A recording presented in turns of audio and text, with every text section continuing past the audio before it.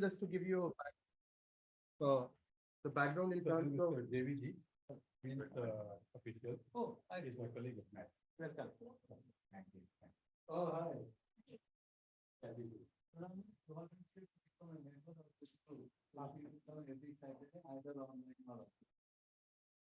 Great. So we have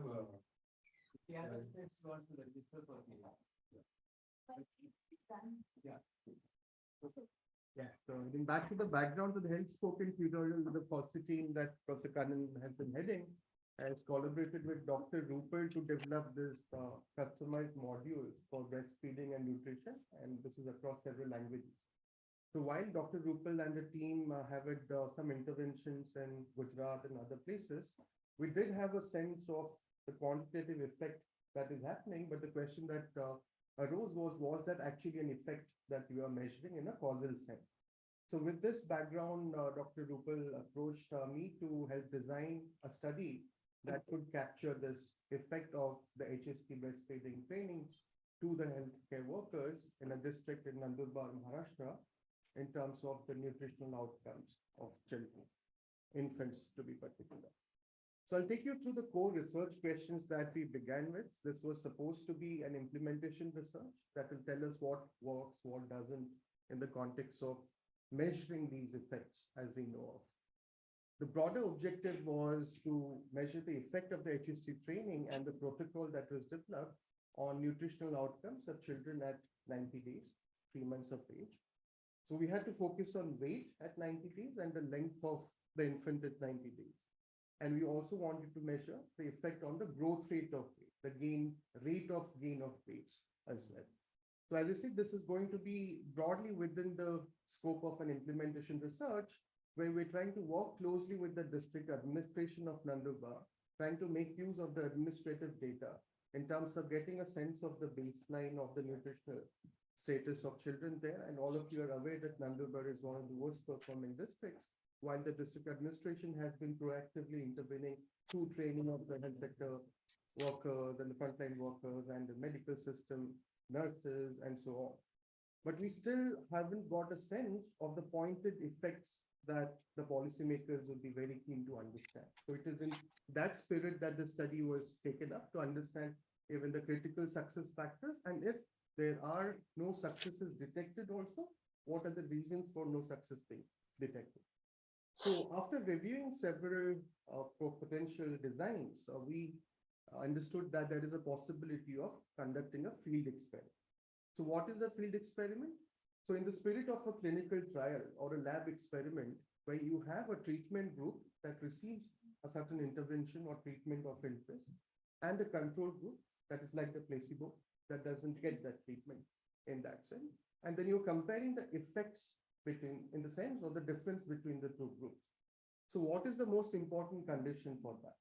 The most important condition for us to tell that there is actually an effect because of that HST intervention is that the two groups that are chosen, the control group and the treatment group, should be similar before the intervention started. In other words, the baseline characteristics of the two groups should be comparable. They should be more or less similar. If they're exact, that is only possible theoretically when you randomize. But in the practical sense, that randomization has several challenges, mostly ethical. So how can you give this training to mothers and not to other mothers in a region where there is high malnutrition or prevalence of other diseases and other nutritional deficits are high? So there is an ethical question that one needs to address.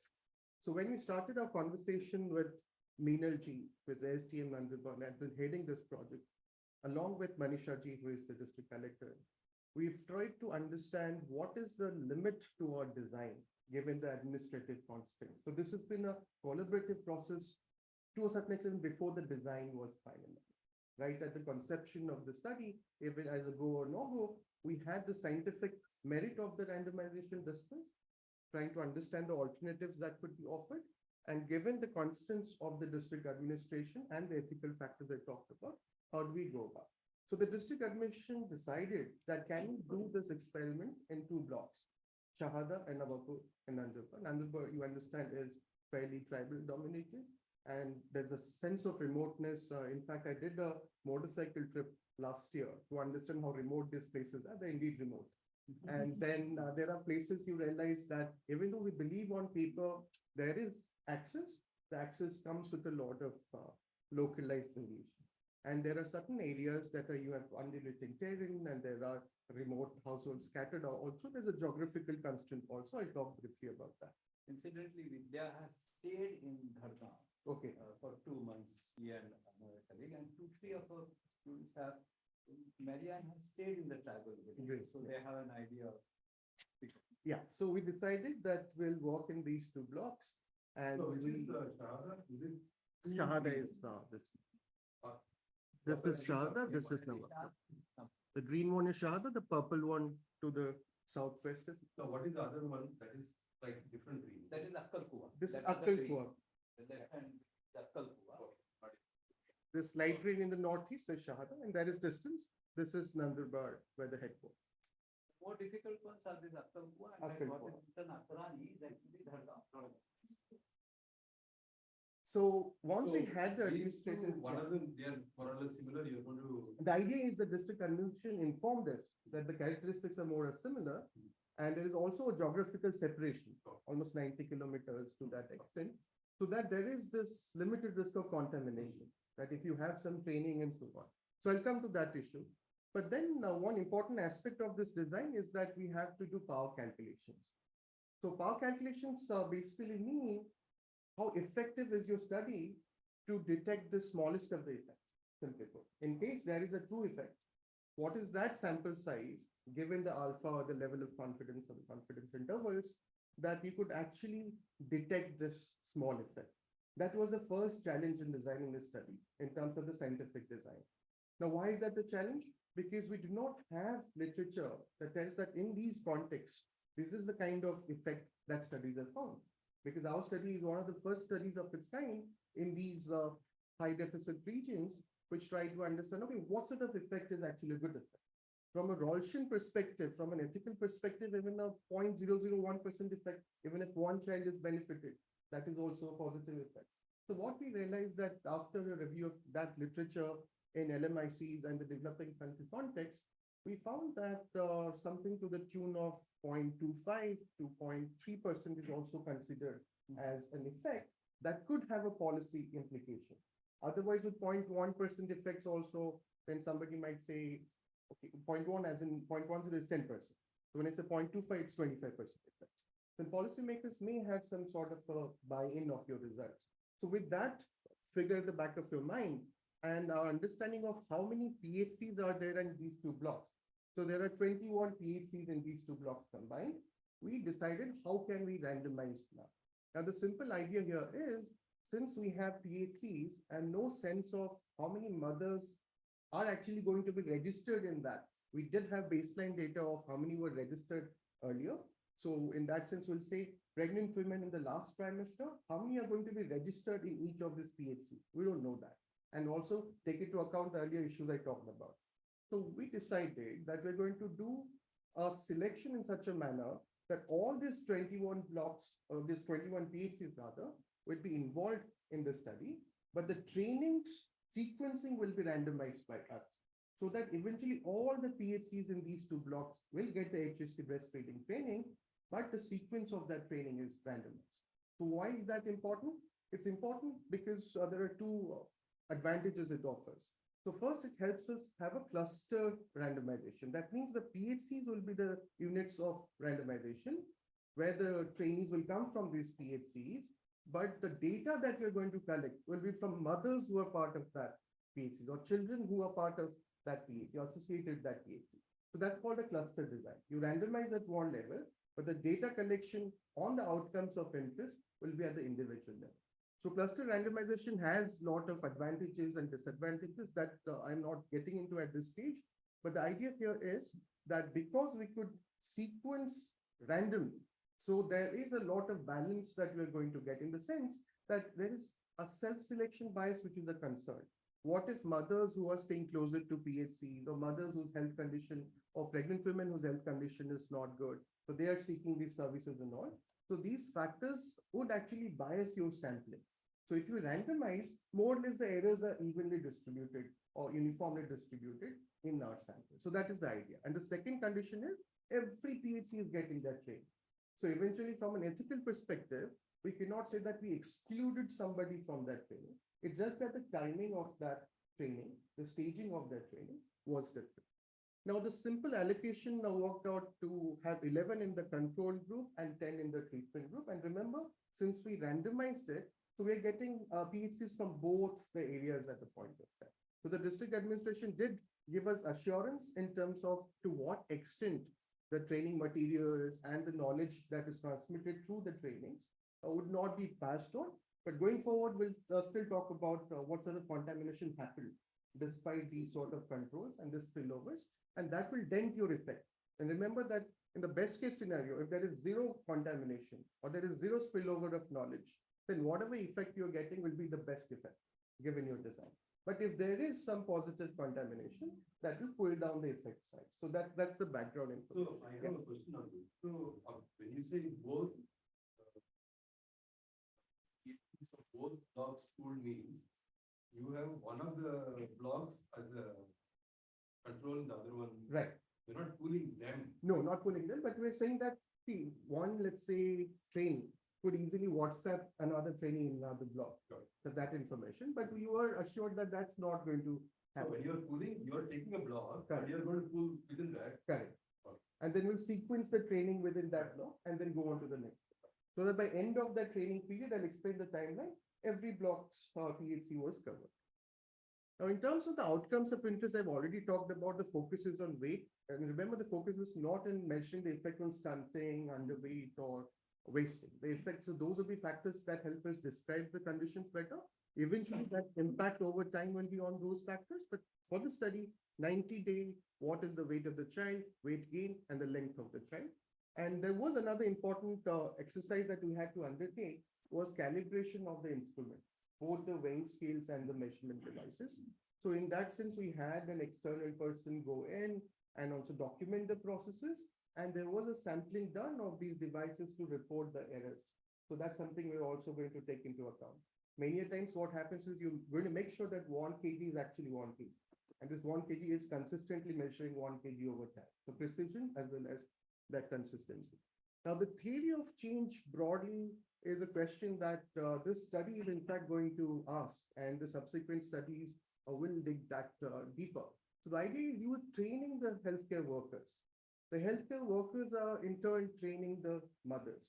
The mothers are then following certain practices, the behavior given the socioeconomic environmental context. Now, to what extent the effect that you're capturing is attributed to our training is the focus. So what happens is the saving grace here is if we figure out that the two groups that received this training and didn't receive the training respectively are more or less similar, including the sociocultural practices and so on, then you have more confidence in your results. So you have to bear that in the back of your mind. The other challenge precisely is these are short-term trainings. And based on the short-term trainings and the materials that we share and the YouTube videos that are there, to what extent all the treated mothers, in eventually the indirect treatment of the mothers, they are actually following that protocol and they're complying to the best end. So that's something that we also wanted to document. And we did that as a qualitative study. That gave us a lot of insights about it. Something as simple as the frequency of feeding, following the practice that was taught to the healthcare worker who transmitted that knowledge to the mother. So this is, in a way, whatever effects you're going to see in this study is actually an underestimate of the true effects. And I'll give you the sources of this underestimation. In fact, the true effects are higher. So because of these confounding factors, the effects that you are seeing, they're going to be weaker than they could have been in a theoretical sense. So this is the timeline of the study. As I told you, back in April 2022, we collected baseline data from district administration, we discussed the planning, we got the ethics committee approval from the institute and figured out the randomization plan.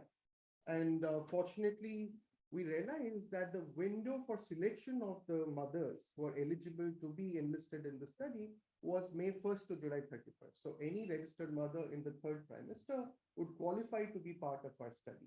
But to take care of that, what Dr. Rupal and the team did, they had to start their training on 15th of May, and the training had to go on for a week. So over that week of mid-May to 21st of May, we randomize where the training or who is receiving that training in that case. And the training took place in Nandurbar. So who is attending the training and how that kind of training is going to translate into the selection of the potential registered mothers who would eventually be informed by the training. Now, from May 22nd, the protocol implementation started. Remember, May 1st onwards, the mothers are getting registered. Or in fact, the pregnant women are getting registered. They will in the future potentially be mothers. So over that period till July 31st, from May 22nd, our implementation had begun in terms of measurement of the first child's weight to second child's weight across the regions and so on. And from 26 September onwards till mid of October, we started that field audit I talked about. And the interesting part is, as I told you earlier, so those who are in the control group, they were also trained eventually. So it's not that they were not trained, they were just not trained in that window as per our design, but eventually from 15th to 20th November, they were also trained. And not left out, and we're not using that outcome data in this study. Because eventually if somebody wants, can go and collect what happened to the child's weight in the control group after 90 days and so on, that we're not going to look at. Now, what does the power analysis tell us? I'll just translate that into plain English. So when I say there are different clusters we are choosing, remember each PHC is a cluster here. So within the PHC, there are registered pregnant women who are going to be part of the sample. So what we try to plot is on the x-axis, these are the number of clusters. So whether, and think of this number of PHC. On the y-axis, we have the size of the effect that your study could detect, given, as you see in the bottom, the level of alpha that you choose and the power that you're choosing. So based on literature and the policy implementation potential of such studies, 80% power studies are pretty good. They're well accepted globally. 90% power would be very important in clinical trials, like the one we do for COVID vaccines and so on. But for our kind of implementation research, 80% power is good. Now, in what sense 80% power is good? Is it saying that we know that we have this confidence that if this minimum effect of, let's say, 0.3%, if you read that on the y-axis, the pointer is somehow not working, then you see that, yeah, maybe it's white, so it's kind of blending with that. So you will realize if there is indeed a 30% effect, can your study, given the sample size you have chosen, detect that 30% true effect? Otherwise, you'll miss that 30% effect. But for high-powered studies, for a smaller sample, you can choose that 30%. So there are all these trade-offs among the parameters that you'll see. Now, what you'll see that in these two diagrams, we have changed the level of confidence. 0.05 for the left panel, 0.10 for the right panel. Everything else is the same. Since I told you that there are 21 PHCs, which is possible, there is nothing more than 21. So our clusters had to be capped at 21. So clusters is the number of PHCs. So if you have 21 clusters at 80% power, alpha 0.05, you're seeing that after a cluster size means within each PHC, how many pregnant women or registered pregnant women are going to be part of your study. So you see that around 35, 40, 46, 50 to on an average, it's kind of plateauing at an effect size of 0.3. That is 30% effect. So you're saying that if you have a sample size of 1774, given the number of clusters at 80% power and alpha 0.5, we need 1774 registered marks. But that's not which was possible. So we had to compromise a little on that and to say that given the feasibility, what we could do, and then in order to do that, you had to compromise on the alpha to say that April with 90% confidence, if that's something we're setting for the study, if around 400, 500 will be able to capture this effect size of 30% or 0.3. You also see another feature called intra-cluster correlation. That 1794 and 500 based on. Yeah, so this is coming out from the calculation, the back calculation that is there. So I'm just reporting it here. Yeah. So what is the error compromise we are getting? Yeah, so that's not the concern here. I'll tell you because why? Because when you do that, the error is not entering your calculation. But that's a good question. The number that you're getting, anyway, you have a margin error or the error margin that is not remaining different here. So we're not changing that. One feature here is the ICC I want to explain quickly. This is called intra-cluster correlation. What is intra-cluster correlation? Now imagine that this PHCs, they are going to have pregnant women that may have similar characteristics or different characteristics. If in certain PHC in Navapur or Shada, there is homogeneity or there is similarity, the variance is going to be low. And if by contrast, one PHC has very diverse occupational groups, social categories, and so or socioeconomic groups, the variance is going to have. So in cluster randomization, you have to adjust for that variation within a PHC and between the PHCs. So that relative variance between and within is for intra-cluster correlation. So literature as well as admin data suggested that 0.02 is the ICC that helps us adjust the sample size. So with that in mind, and the administrative limitations that we talked about, so a minimum detectable effect size of 28% came out from our power calculation. And these power calculations are necessary for publication of these and peer-reviewed scientific journals. What is the implication of 28%? That given the sample sizes that you have decided, given your design, our study can actually detect, the lowest effect it can detect is a 28%. So anything less than 28% cannot be detected significantly by our study. So there's a very important risk factor here. That means, remember I told you, what if there's a 5% effect? So that would not have been significantly detected here. The pressure on is you hoping that this HST training is actually having high magnitude effects, 30%, 25% and above in that sense roughly. So there we're taking a leap of faith and we're trying, because we don't have a prior. We don't know whether 30% effects are there in HST on the weights of the child at age 90. That was the optimism. That's the optimism. Sample size in the baseline. Yeah. And over the time, when you want to like in the midline or the end Yeah. line, you're not having the same number of size that you are expected. Correct. Not leaving or because of certain. Very good point, Ashish. So that is, in fact, that is one of the biggest experiences in the study, which is attrition. We'll tell you about what are the causes of anticipated as well as unanticipated attrition and what's happening because of that. And that's also an important lesson for the administration there. That how do you really track these mothers who are migrating and the child's weight if they're migrating to even Surat, which is not very far away, but we lose the data for the child. What if the child comes back, you measure on day 92, not 90. So there are some important lessons there. So with this minimum detectable effect size of 28%, our study goes through this whole idea of what are the controls that our administrative data can give us. It can give us information on sex of the child, some attributes of birth weight, which is necessary because we have to collect or capture the data on birth weight. Mother characteristics are very important. So in the literature, you will see mother's education has been shown as the most important factor in influencing the compliance with the training that is provided. Something as basic as the simplicity of the design, the language, to what extent she is even asking counter questions to the Asha or the Anganwadi worker, and even the doctor at the PHC. The social group and socioeconomic characteristics. And one trick in statistical analysis here is, if you have information in these covariates or characteristics of mothers and families of the children and so on, and you control for that in your regressions, you're most likely going to get significant effects if your study design has been implemented as planned. But if you do not have that, then you better be lucky.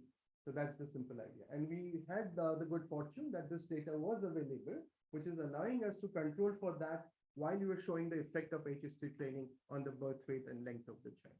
After that 28%, you arrived at from the place where it is plateauing. Correct. So something around this point you would see, but this is coming from a precise calculation, Yeah, which I'm it not means that showing here. if it is below 28, then you will not be, even though you would like to have it, but Absolutely. that would have required many more samples. Yeah, when Rupal ji and Minal ji approached me, I said I would love to have a 1% effect detected. Maybe we need a 20,000 sample size for that, which is you're covering entirety of Nandu, which is not. But as you said, when you take this for a scale up to a policy maker, anything above 20 will give comfort. But you're saying, mathematically, you're saying 28%, you're absolutely sure. That's right. Yeah. Are you going to show more than 28% later? But that's something I'm going to reveal. Yeah. So that may be 0%. So With another 15 hours, you will come to the end and. So that you will know whether it is useful or not. absolutely. Absolutely. And then where do you take the pinch of salt? That is also important.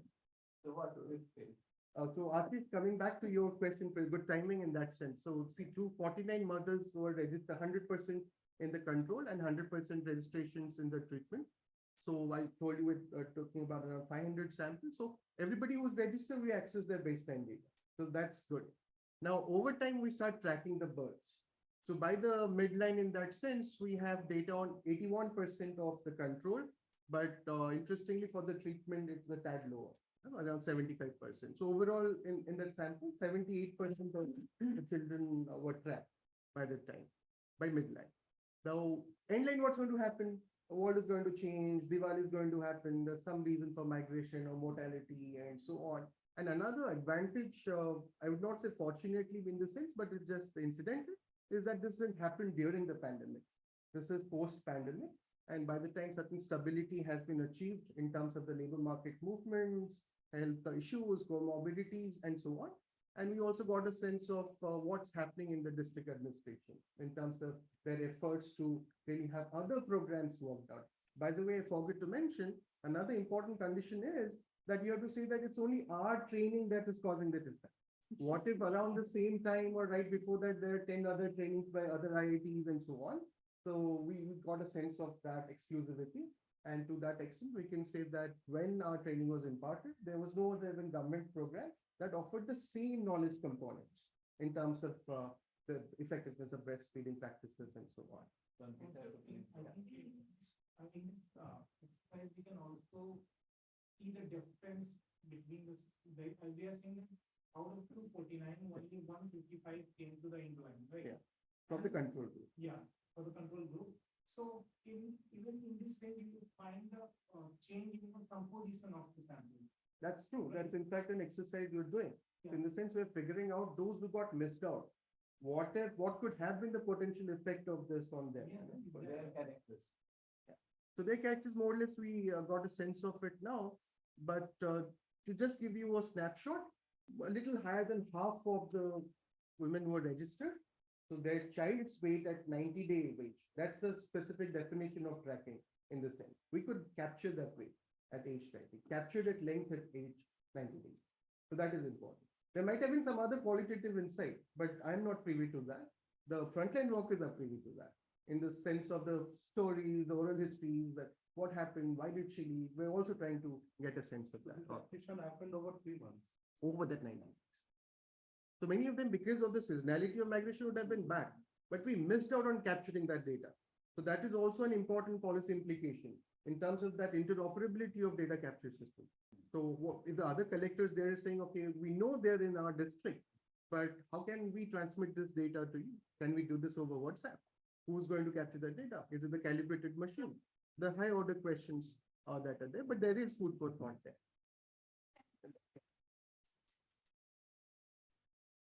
Right. Yeah.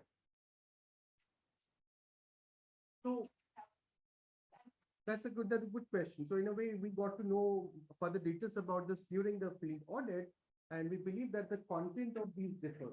So they didn't have anything similar to what Professor Kannan's team has developed. In the sense, more or less, it's there, but the techniques that Dr. Rupal and the team have developed are fairly different. I'm not getting into those details. Maybe Dr. Rupal can add on to those details. So something as basic as a latching technique, for instance, right? And the holding technique. Now, what would have been taught in that IOACF, nobody is denying that they might not have touched upon it, but then that insistence on your follow-up, that, hey, are you following that video? Are you watching that segment where you're going to have this? And there are also elaborate charts that are going to be filled up and a lot of household visits also. So that they are going to reinforce the learning. Both the intensity and the technique that was introduced, it was literally those 45 steps which people consider as too heavy. But then we'll see what happens. And this was our first reality check. When we talked about the test of balance, are the treatment group mothers and the control group mothers, are they similar? Are the children similar at birth? And so on. So weight and birth more or less comparable. The p-values, you cannot distinguish between the two statistically. So around 2.7 kgs. Male proportion was also not distinguishable statistically. Proportion born in June, because Professor Agnihotri and the teammates have come up with studies on seasonality of births, right? We're also trying to see, okay, if there is birth seasonality, is it seasonal equally for both the groups and so on. So proportion of the first child and the second child, the order of the birth. This interestingly is different. So the treatment group, they have a lower percentage of being in mud houses compared to the control group. That turned out to be significant, right? So that is perhaps in a way capturing this geographical variation I talked about. Or maybe there are certain clusters why the PHCs got set up there because perhaps there are Lesser bamboo. That's house, right, even yeah. Nawapur will have has more. So what you realize is the proportion of educated mothers. That's also most importantly similar. Scheduled tribes, the difference arose because Shahada had more children. So that I'm controlling for going ahead. But the challenge is when we designed this study, based on our interactions with the district administration and so on, we felt that they would be similar. Because as I said, they are not very different, but very different from Akil Kuar, Prasad Murthy mentioned and so on. But we're trying to figure out, is it because of these differences? Perhaps historically some PHCs were put in that area or located in that area. So that one needs to control for. So it's nothing that we have done studies in the past where maybe 80% of your balance is lost. But in this case, one factor which is largely locational, fortunately not much to do with the mother or the child's family circumstances or even birth weight. So in birth weight, you were seeing that there would have been, let's say, 4 kgs for one group and two, there we're gone, right? Then perhaps we failed to capture the essence of some underlying baseline differences. So to our satisfaction, our information that the district administration provided has helped us capture that pretty well. And my student Subodh, who joined online also, he has worked closely with the team that Team Fossey has developed to, customize the data capture. One important lesson from the study otherwise is you have to work closely with administrators. You have to work closely with the district administration to understand their expectations, their constraints, and there will be some surprises going forward. So far so good. More or less it's a balanced sample. The two groups are similar. In terms of the distribution of the two groups, this is after we collected the data and just giving you a kind of understanding of graphically the distribution of the birth weights. So the control group is the red line and the blue line, that's the treatment group. So what is happening to birth weight? You see that the treatment group is a little heavier than the control group at birth, but that is not statistically significant. And that is happening around the mid of the distribution, but at the tail end, you see there's a flip. The control group children are a little heavier than the treatment group, but on an average, you see they're balancing out. Since you're working on distributions going ahead, we also have to be sensitive to what ends of the distribution the effects are higher. But today I'm just going to talk about the average effect size. On an average, this is the effect.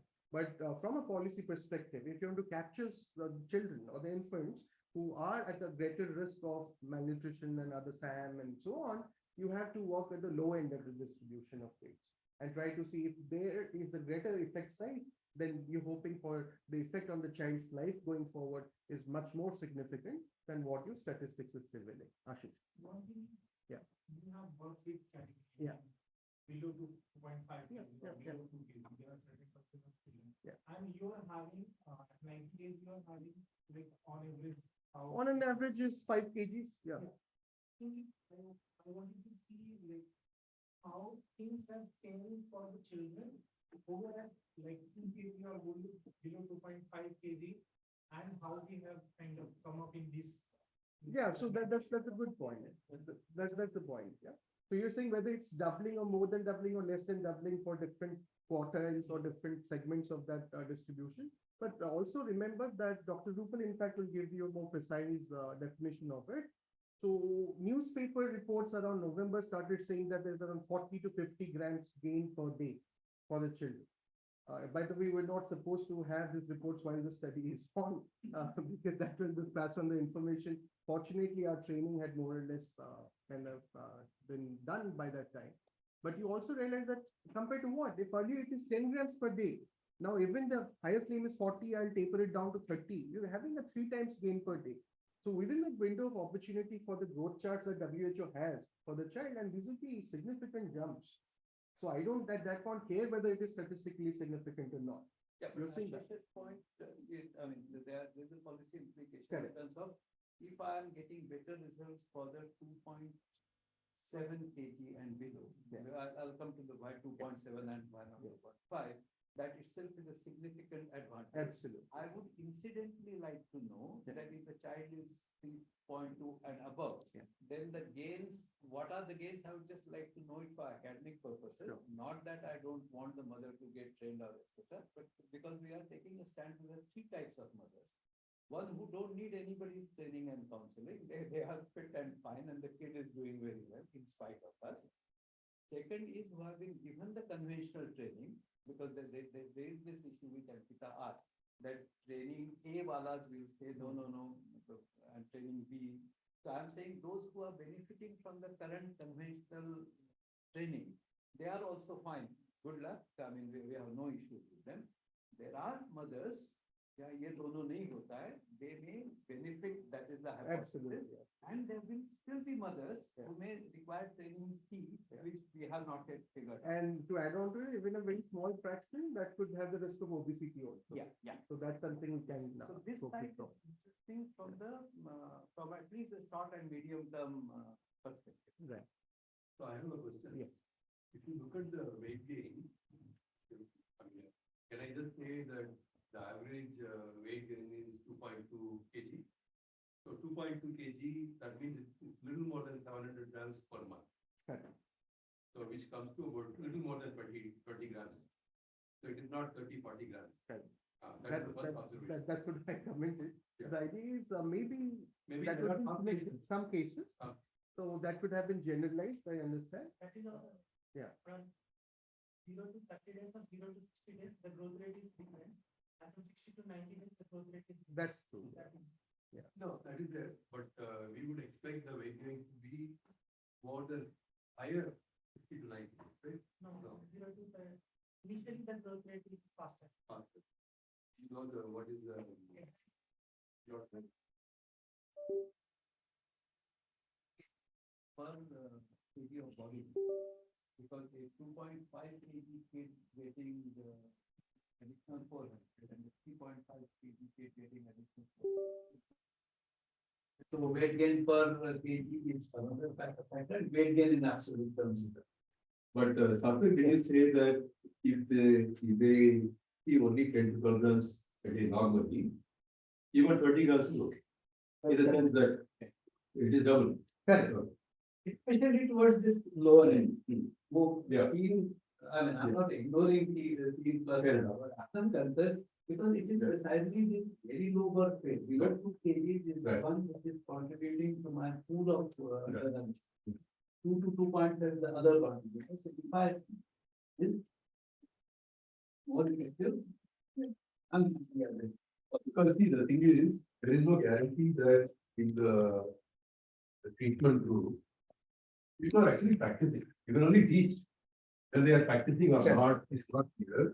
Even that uncertainty, 20 grams is not bad. Not bad. Not That's what I mentioned. That Right. maybe because of this, the effect is actually higher, but you are getting to capture a smaller effect because of that compliance issue. इतना तो होता ही Okay. This is based on actual measurement we have in it. That's This is very good. To ask about the data accuracy. Yeah. We are collecting data ourselves or we are depending on the government administration data? So that's an important question. So Subodh, did you hear the question and you quickly respond to it? Namaskar.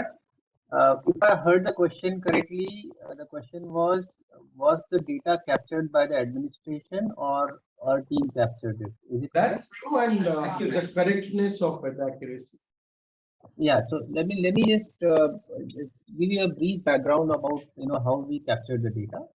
As Professor Sarthak has already briefed us, that it's very difficult to approach population that we are targeting, right? So it was not possible to actually reach the population without the help of the district administration. That's the number one ground reality that we have. So what we did, so we of course we had to take the help of district administration only to carry out guideline measurement or any measurement that we have taken in the study or any data that we have captured. Now, as one of the very important requirement of the study is that the data that we have captured, we need to how valid that data is, right? So what we did from the beginning itself, we had planned uh, to minimize or even eliminate the measurement errors. Now, how we did it?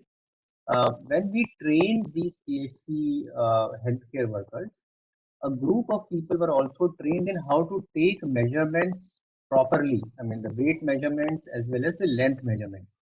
And Dr. Rupal herself trained them on these measurements. He also That has was the how first part of it. How to measure the weight.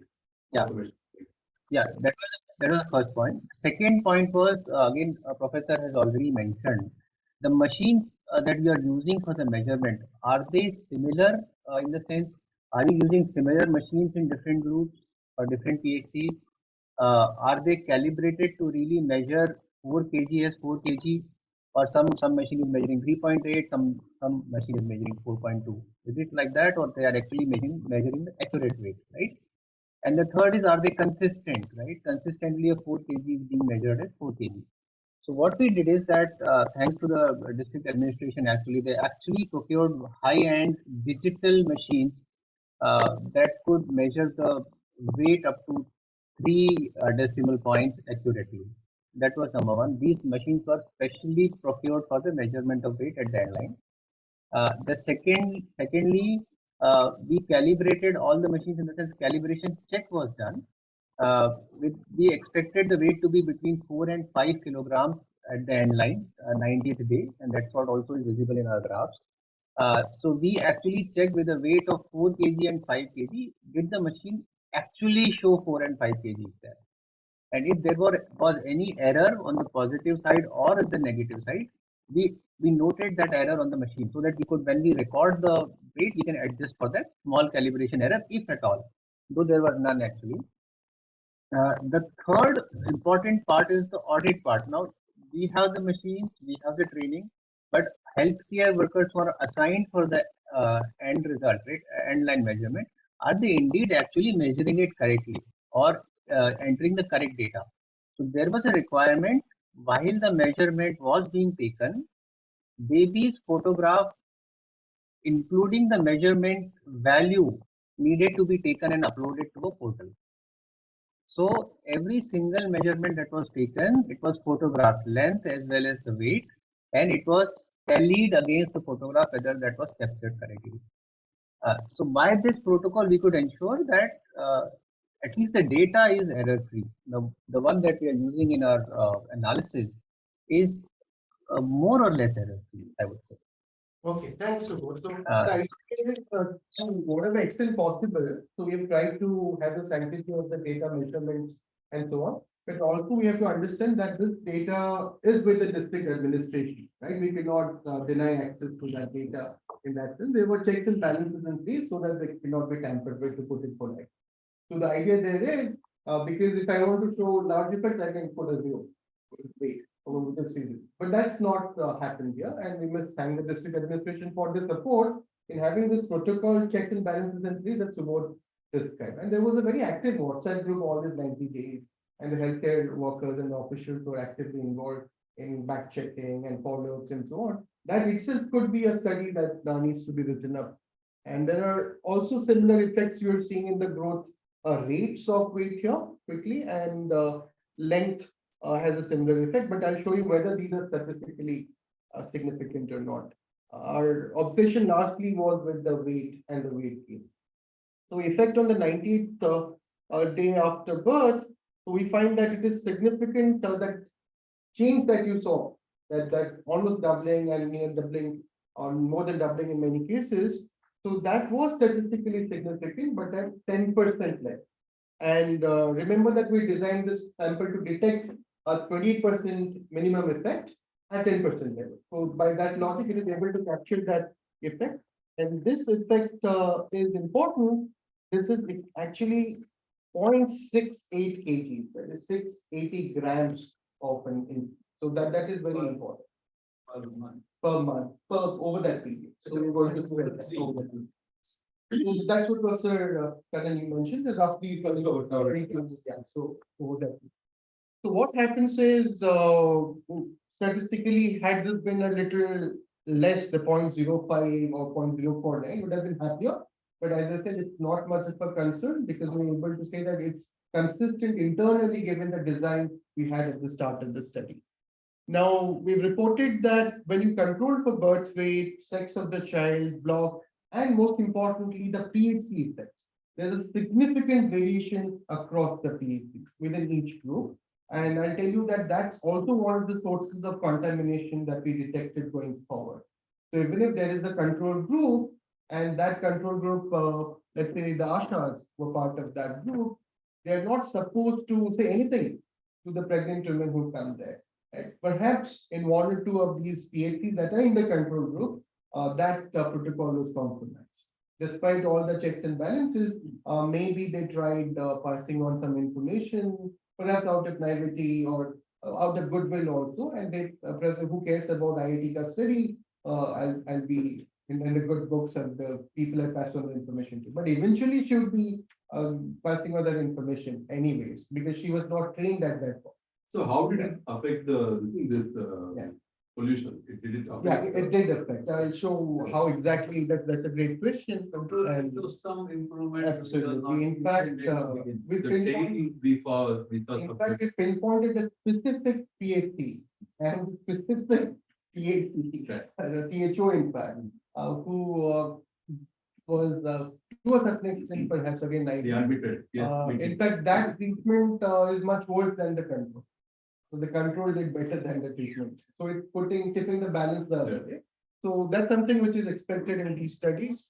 And what is important here is that there are significant sex effects. For a boy child, it is 330 grams, relatively low for the girl child. So what is happening here is mother's education is having around 100 grams of effect. So when I say what is the marginal effect, when you control for all these factors that are there in the regression model, what is the effect attributed to that specific variable? So if you say that, I will show how the specification works, but roughly gain more. that's right. Boys gain more, and you have to see that because in Shahada, this contamination was evident. So had that been controlled, we would have been seen perhaps higher effects. But we don't know which way it would have been higher, but theoretically. So can we also interpret it as being a male or female seems to have higher impact than even mother's education? That's right. And we know the quantity of that impact also. It's almost equal. So what is happening is it's important. So we also say that there are certain policy implications because of how do you do the targeting going forward.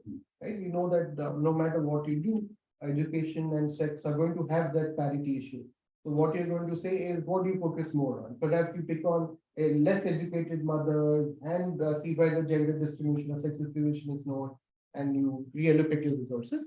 Corroborates Monica Das Gupta's Khanna study. That is right. Punjab. We see the same effect in the. And more interestingly, the growth of weight effect that is significant at 5% there. So the weight effect is significant at 10% level. Statistical sense, this is a stronger significance. Anything that is significant at 5% is significant at 10%, but not vice versa. So the journal editors would be happy with this result, right?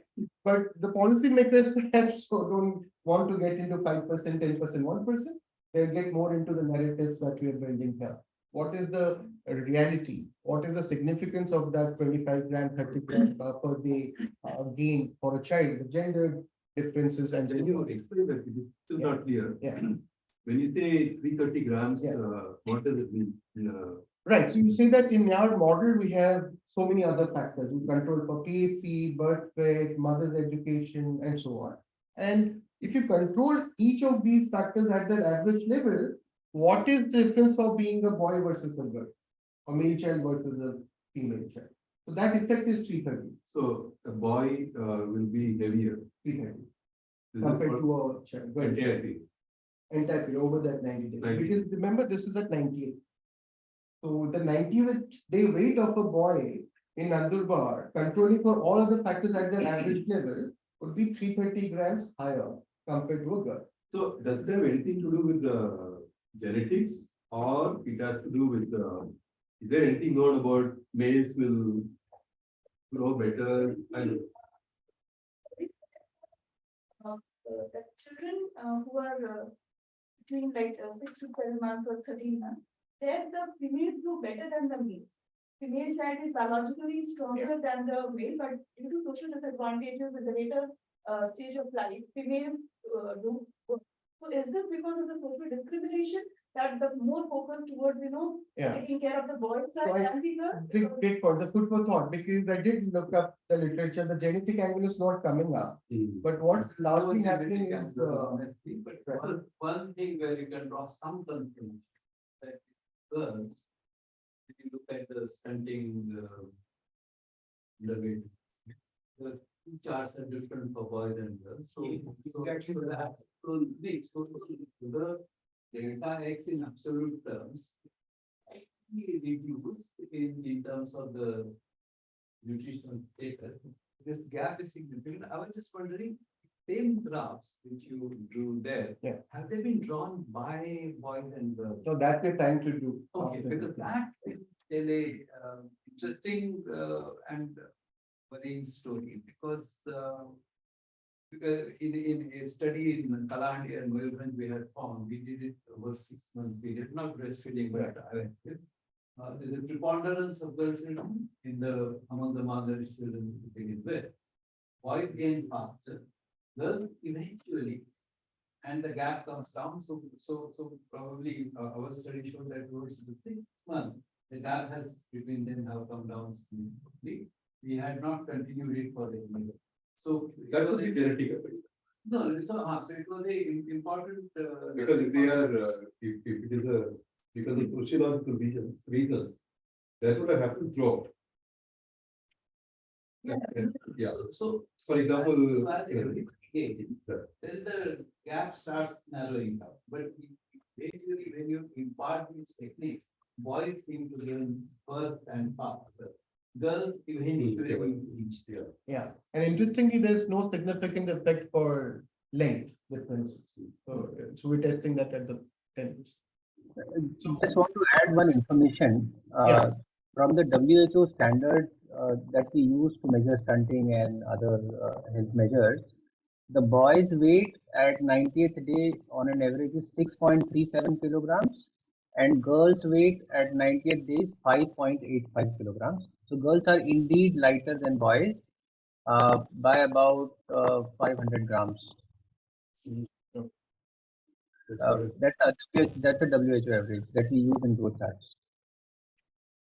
And you also have to work out the prevalence of stunting and underweight and wasting in this. That would have reached a chart here. So therefore, even if you are 500 grams less in terms of your underweight status, you are on par with a similar. Correct. And the point is the issue you mentioned is very important, right? Because the 1,000-day window of opportunity. So already we are saying first 90 days is a very critical period. But there is still hope that perhaps going by that logic, there is hope to catch up. Over that 6. Other question is, when we say 10 to 12 grams per day, is it the same for boys and girls, or is it the 12 grams for boys and 10 grams for girls? That's what I'm saying. The tradition. Then you can compare. Yeah. So because if there is any bias, it will be there also. Same growth charts would tell us something more. So you can say approximately it will be twice or more. So on more of the hygiene factors in this study, what we could achieve and what we could not, quickly attrition, after your question, we tracked it. We did a qualitative study on the causes of it and tried to understand how do we engage the administration to really start asking questions about it. What can we do to track that? And this is before we had the final results presented here also. Second is contamination. I mentioned is indeed there. Unfortunately, it was audited and tracked and identified what was the source of contamination. So in future studies, in fact, this is going to be a very important thoughtful kind of for any district administration, that just because some higher authority asks you not to pass on WhatsApp, they comply. So there is going to be some sort of compliance. But it makes sense to take out that particular. I mean, the contaminated. That Yeah, then the is- effect sizes are going up. It's worth looking at. Yeah, the sample size drops a bit. Including that PhD, the result seems to be. Sure. In fact, it's theoretically stronger, and we saw it to be stronger. In terms of, if you see the occupation of mother, whether it's like daily based labor, like laborer or yeah, like migratory family. So in this case, we need to kind of find like mothers who have not migrated, but they are into that category. Yeah. So how things have changed for them? Yeah, that should be another thesis, I'm sure, but it's a good point, because that will add value to what we Migration, non-migration and wage earner, non-wage earner, those will be major categories. Right now, Ashik, we have qualitative understanding of that. We know where they migrate to, what sort of occupations also and so on. But we don't have that data captured so that we can run this model. No, sample size is as good for the statistical testing. So as I showed earlier. So we But don't have. non-migrant Yeah. should In be. fact, Nawalpur, Shahaba, so they have this history of women migration, particularly Surat and other parts of Gujarat. So that may be one of the reasons for attrition also. Yes. That The major, it is. major. So it has been factored in. Yeah. So what is happening now, spillovers effect, the one that you're talking about, you're not supposed to share it and so on. If one could actually go on to collect that data, it is overall a good thing, in the sense that we wanted the knowledge to spread. Eventually, even if the paper gets rejected, that's fine. So some people got to know better about the Professor Kalin's work. So somehow you have to realize that it's impactful. And these are going to strengthen our narrative about the impact of the study. In a reverse. Yeah. In a reverse way, in a district, I have suggested that let's do one third every quarter.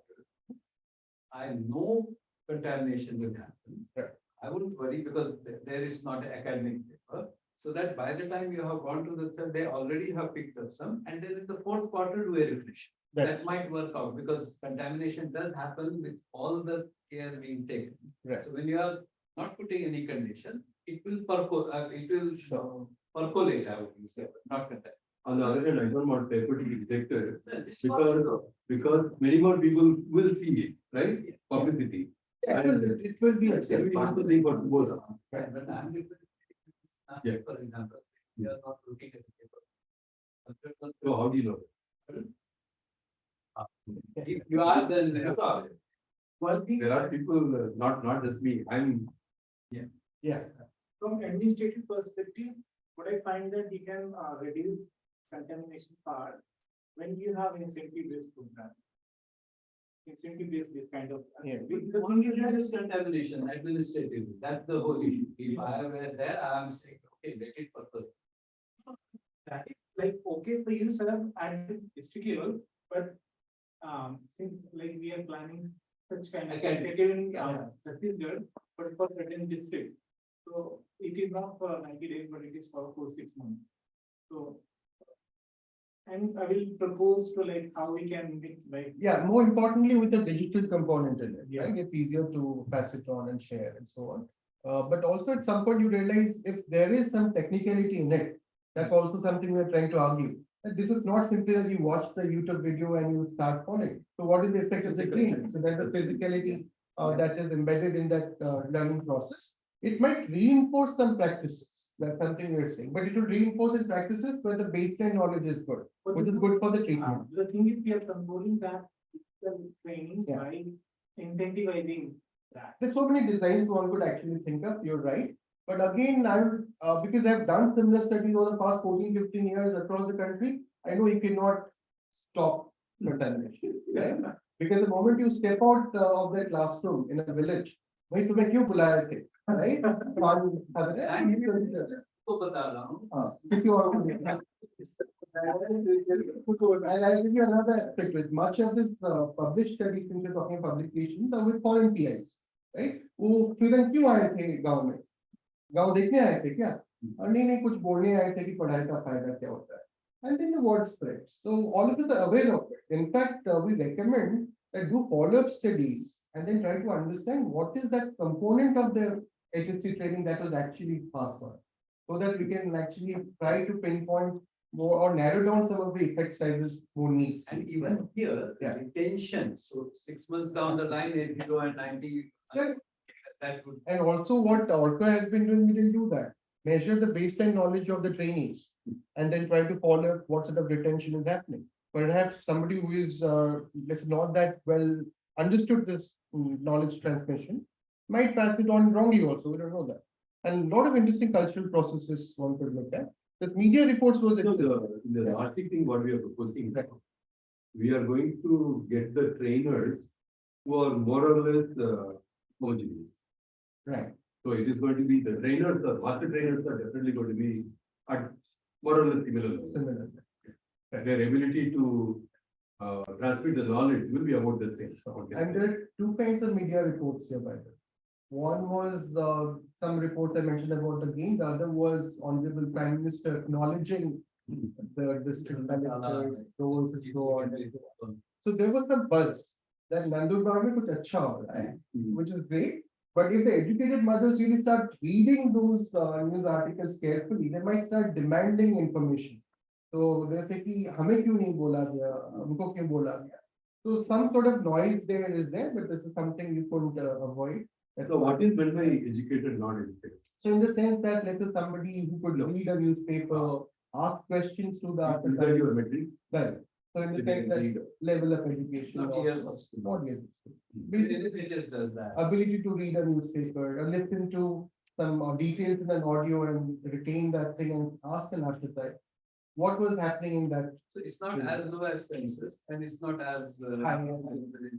But how did you get this information? It was procured for this study or it was already? This is a part of our conversations on the district administration, and it was also procured separately for, the education part was procured separately. Yeah, that's what. But the insight that this media reports could have asymmetrically impacted the educated relative to uneducated mothers came from our field. I was thinking Yeah. that, can we have same reason and like control and information, if supposedly we are measuring in different seasons, right? So initially for particularly, let's say, this year of monsoon season, we are having a baseline for 90 rainfall.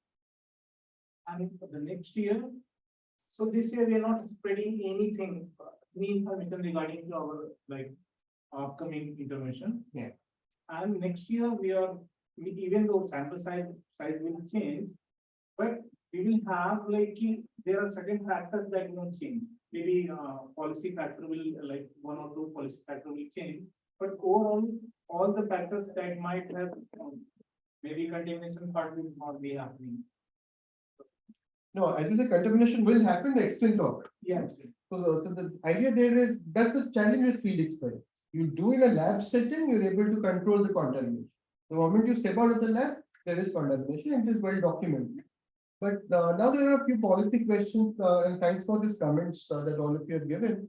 To be able to narrow down the specific implications for district administration, for the ministry access, for the programmatic level, as well as the policy level. And the larger challenge, as I told you, has been that there's such richness of the implementation experience.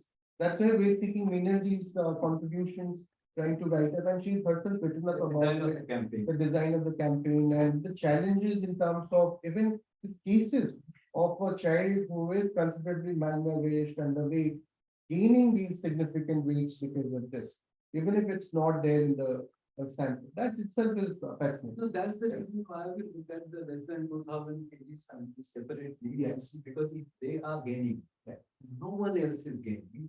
For me, it's an important essential intervention. Absolutely. The 2000 and below are the kids who are referred to the essential. So कहानी वही से, so in policy terms, because that's my kind of the most difficult group, and it also contributes to the pool of learning. Absolutely. So therefore that below 2000 and below 2500, you would say, okay, all this is fine, but can we separately calculate and see the data? If that is significant, then let's press ahead with this group separately in terms of the scaling. Absolutely. There are also one thing that in English when there is a big bomb, the impact of grandmother, whether the mother or the father. So it has some big impact on the learnings from grandmother. We have exactly documented that from the field. And we have also documented the kind of bargaining process that happened in terms of what should we do finally. So that's a continuous learning process, you're right. So what happens is that in a way anchors the early practices. And it also, there is some resistance to some of these practices. So how do you navigate that environment? So that is a very important point in fact. So if you're complying with the traditional knowledge that your mother or mother-in-law or even some relative is passing on, so there are certain personal attributes that one could go ahead capturing and try to see who is more prone to fall to these traditional practices versus this and vice versa. The agency matters. Agency That's why matters. education is always for your agency. Right. And one interesting insight I got, I did interact with a lot of new mothers and those who have been in Pune or Surat and other places in the service sector. They say that just to show that हम comply करते हैं, 2-3 बार we can tell them कि हम ये करते हैं. Rest of the time we do what is coming, right? So if you even get the granular data, एक दिन में on an average अगर आप 9 बार 10 बार feeding करते हैं, कितने percentage times आपने HSC वाला technique से किया? So that will help us narrow down some of the effects. And lastly, we didn't do a cost benefit analysis at all. Then going forward, if there is some insight on, we know what is the cost to deliver this. I'm talking about HSC intervention here. And what do we have a benchmark for the benefit? It's largely the impact on the children, on society going forward. So that we haven't quantified yet. But from literature, we know that the ratios are going to be greater than one benefit cost sense. That ratio. So what is happening is there is no doubt that the cost we're going to incur to deliver this, and in fact, because of the nature of this educational model, so the costing model has a lot of great benefits. So I think broadly. Don't call it a cost. Oh, It's a different project. No, so what do we call it then?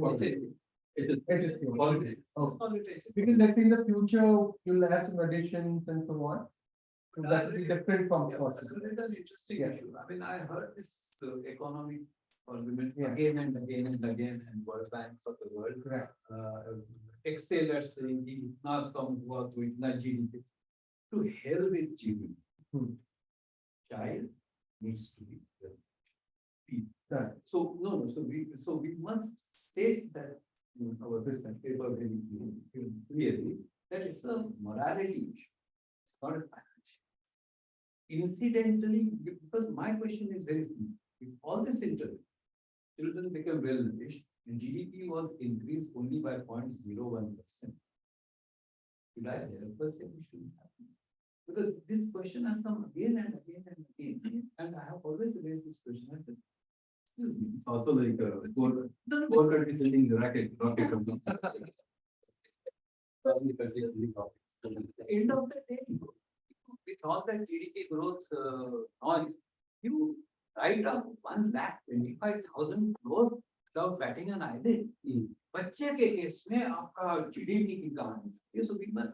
So we say it passes the GDP metric or the financial metric, but excuse me, we are pitching it on more. Two questions I have. What is the technology and the connectivity issue? So we are dealing with application of technology and development. So how was that? And secondly, the motivation of ASHA workers. So we have gone through the process of strikes and we speak. And they have serious problems of that. And that is your meeting. Yeah, that's right. So in fact, there was doctors' strike also as the data collection was going on at the NGP, and those were the unanticipated delays, but we could capture that anyway. So on technology, would Professor Karan add? Yeah, something? technology is not an issue because they use offline. Yeah, They but get access. no. Women having their mobile, Yeah, so more or less- were they able to do that? Right. Did they have their own mobile? Some Bengal study we had where women did not have their own mobile, only their husbands had. Yeah, so we did collect that information qualitatively in terms of the variation, in terms of access to smartphone and even access of. So the whole idea is connectivity was in fact an issue, some cases, that is, in fact, the ASHA workers say that wherever they don't have a phone, they've used their phones to that or that's good for that. So that's going to be there, but it's improved significantly, even what I I think they were also brought to one place, Yeah. and it was So- played and they watched. It's largely the reinforcement. You go back home, are you able to see that more, or watch it more frequently? We even ask question like if that's a, let's say 20-minute video, what specific parts of that video, because there are kind of annotations that are you going to specific annotation? So not everybody would do that. So that's where we see that knowledge and connections important. Yes, the community health aspect is very important. And we've done several interviews with both the doctors at the PhD level, the frontline workers and so on. I would not say that there is equality in their motivation to be part of that training process and so on. But we come across both sides of the spectrum in terms of highly motivated without, because there is the incentive component that I'm not getting into here. If Minergy is around or Subodh, are you incentives to the training? Did we give any incentives for the training? Yeah, so from the district administration, do you have a sense of? Not that I know of, but Minerji can probably confirm if she's online. People would be able to respond. No, I think it's only recognition, if I'm not mistaken. Incentive in what sense? I think monetary, definitely not. And otherwise also, I don't think so there was an incentive. Sense of compulsion that there's a new program being launched on the field, so all of you have to attend it. And that is much that the collector also ensured, the C also ensured, and I also ensured. But apart from that, nothing was done on the field. Okay. I think generally people want to, anyway, they are working hard. If they also see good results, I think they'll be happier. I think it's innate. But that is subsequent. Mm. So once they, particularly what Minal did was that World Breastfeeding Day, we counted in last day that competition. That enthuses people, but that will go towards the retention of the practice and attenuation not happening. But incidentally on your mobile phone thing, Ayushi study in Rajasthan showed the unintended consequence of the husband having the control on phone. उसके दिमाग में contamination चला आया because they started becoming more aware कि अरे वो WhatsApp पे message आया है needle देना है. So then that young husband would sometimes also tell his mother, नहीं वो because WhatsApp पे message itself has a time.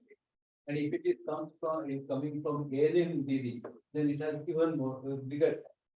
And offline may early on when Nikhilesh and Pawan were doing in Pet and Surdana, we found out that the Anganwadi workers' response was कि जब हम जाते हैं home visit के लिए तो दिखाने के लिए कुछ रहता है, so they feel very happy. So that 1200 रुपए वाला डब्बा, that lava, I think lava is that. उसमें I think the 12 videos were loaded. So Anganwadi workers who didn't even have Android were happy with that. People in जाके दिखा. And the other completely unintended thing is basically दिखाते तो mothers को है. But adolescent girls keep watching. So maybe that's the effect which happened going forward. Yeah, so I will say from an academic perspective, there are very encouraging results. So they are holding the statistical ground there.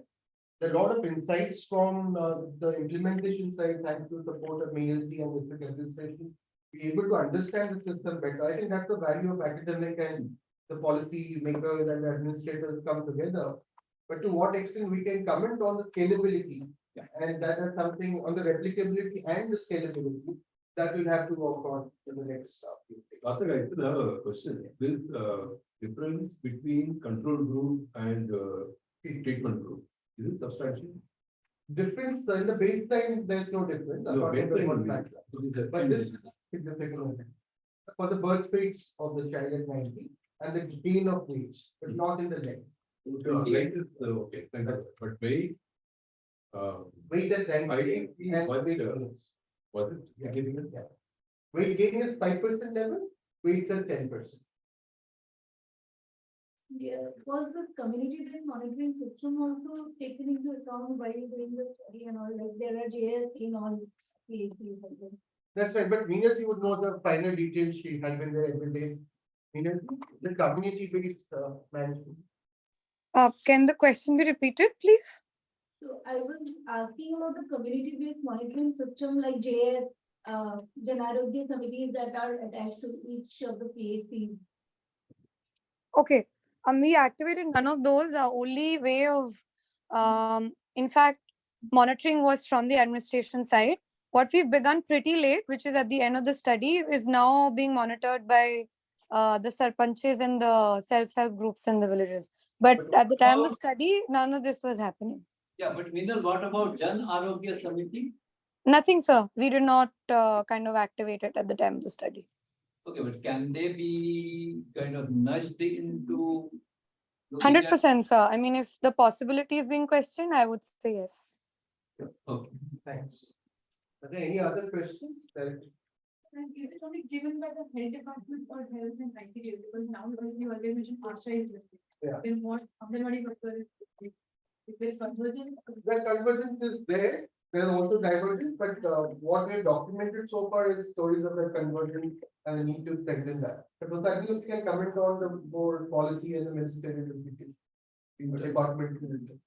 Yeah, a departmental convergence, I mean, one advantage here I see is the involvement of health person into the issue of malnutrition. And so far, health was always kind of saying, idam namam. There is no take responsibility. Yeah, but yeah. But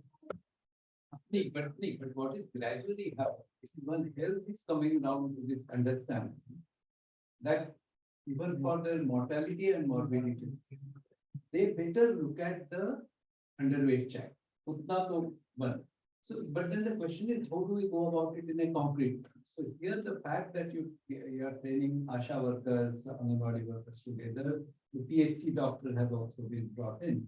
When they see the results end of it, then health realizes without stating it in so many words that I have advantage here in terms of child mortality and morbidity.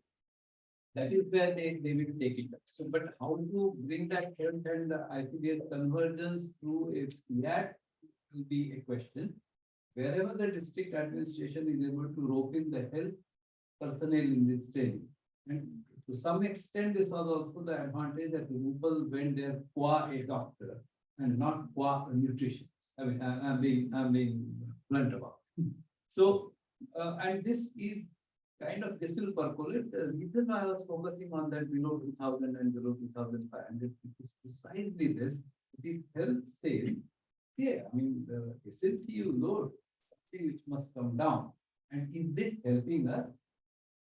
That's it. So that convergence will happen more through convergence of departmental interests than any change of heart, but whichever way it comes, it's good.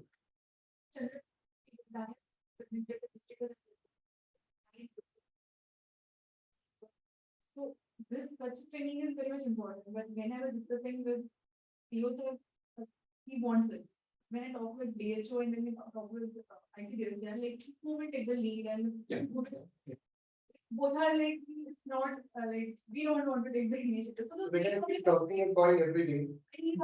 and then health was like, we already have IWCF training and we do it annually, we train our ASHA workers, then why we again the repeated training for us, only do for Anganwadi workers. So I was unable to convince them. Which is where the importance of studies like this comes in, that now that, and to some extent it was a huge help that this was presented at Dharmashala, the PM was chairing this chief secretary's conference. So therefore some places the district will get kind of motivated in a isko karna hai. And as Meenal rightly said that initially this is more because of the discipline being imposed from the top. My point is, post result, health will take it up. But I mean, and pre-pandemic, there was also a design where the ASHA worker was involved in monitoring the child almost till 36 months. So I'm forgetting that acronym UISK or something. So if that happens, health is eventually grudgingly they will take this up because for them there is a stillbirth advantage, preterm birth advantage, low birth weight baby advantage, and morbidity, mortality. But then it will take some. But it is also human nature that until they are sure, they don't want to put in that effort. Just to give an example, I had a great difficulty in producing spoken tutorials at the beginning. Because now we are some 13, 14 years. At the beginning, my own staff members won't listen to me. So, what is the guy talking about? Yeah. But later on, one MSc student's creation, these spoken tutorials, have been watched by 1 million students. Then they realize, if I do well, many people will use it. The moment they realize that it is beneficial, it is going to happen. Of course, in this particular case, because we have both the assistant collector and the collector, pushing it. That is extremely important because without that, it can't run, it won't fly. The moment you have it in one district, it is easier to spread it to others. That way, even if there is some pollution and so on and so forth, I would believe this is extremely important. Right? In the No, that's scale up. contamination from academic paper point of view, in practical terms, if it's contaminated. Correct. No, it is a good, no, what I okay. So here also there are questions like why is it only 20 cars? How many of them actually implemented? Had they implemented, it would have been better. So in that sense, it will get better.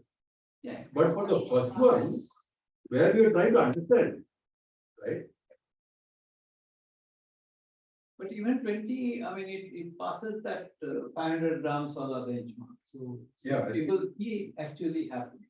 So, but as I said, ICDS will feel very happy about it, but the health will have concrete gains. So I look at it as health owning it. So the community aspect anyway will strengthen going forward. In terms of Yeah, the aspect of communication is also the lack of network. So when people have much better communication, so one, let's say, woman who is in one area, which is better connected with another area, there is a much better communication that could happen. Connectivity, So that is what happening. connectivity Because in this area, in these areas, connectivity is very poor. Most of the tribal areas. That probably helped isolate. yes, For academic paper point of view, it is good. Yeah. No, it's also important. Because it is published in 106 pages, for example. So that is-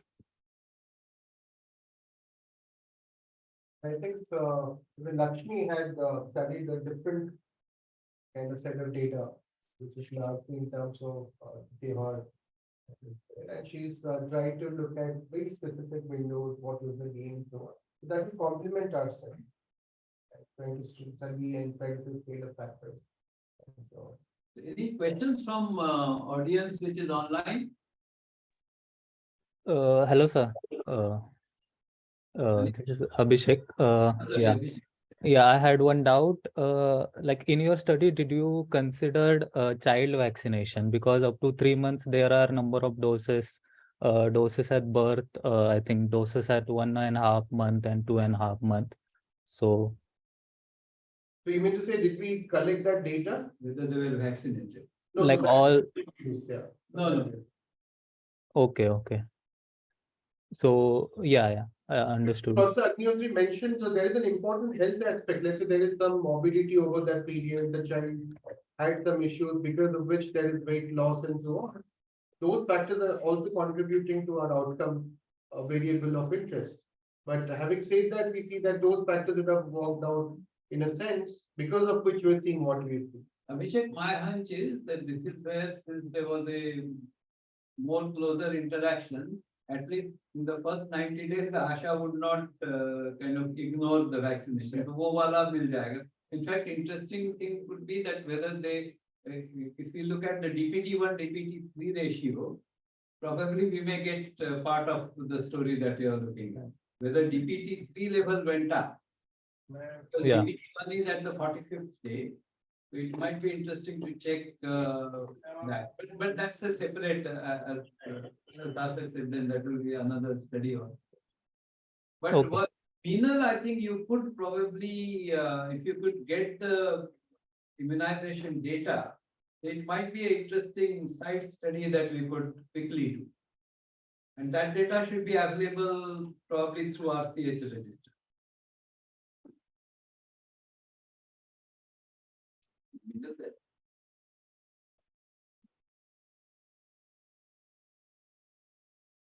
Okay, any other? Yeah, Minal, did you hear me? Right? You're on mute.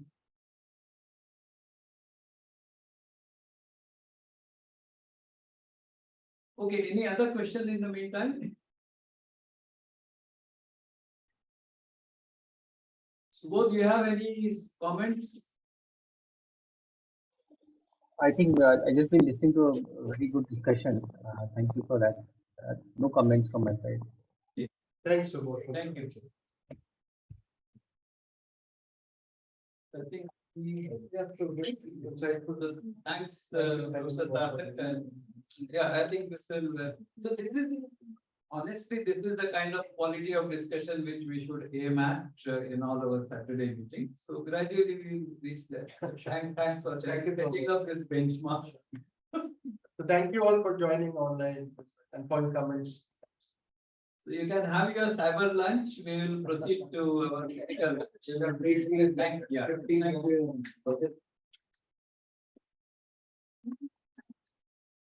Thank you very much for giving me this opportunity. You have actually.